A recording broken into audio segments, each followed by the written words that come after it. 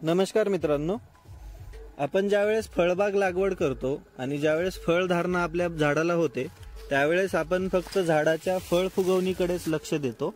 पण फळ फुगवणीकडे लक्ष देत असताना फळ फुगवणीची औषधं सोडत असताना आपल्याला झाडाची जी ग्रोथ आहे, झाडाचा जो शेंडा आहे तो बंद ठेवून चालणार नाही। कारण आपण आता हा पेरूचा जो बहर धरलाय, हा बहर संपल्यानंतर किंवा इतर कोणत्याही फळबागेमध्ये जर आपण बहर धरला आणि तो संपल्यानंतर जर आपल्याला पुढचा बहर धरायचा असेल त्यावेळेस आपल्याला अडचणी येतात।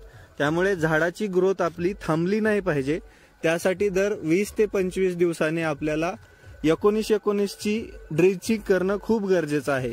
मी आताच एकरी 6 किलो ड्रिपद्वारे 19-19 सोडलेला आहे आणि आपल्या झाडाला त्याची खूप गरज पण असते। आता बघा तुम्ही या बागेमध्ये तुम्हाला शेंडा स्टॉप झालेला कुठंच दिसणार नाही आणि फळ पण आपलं चांगलं जोरात फुगतंय।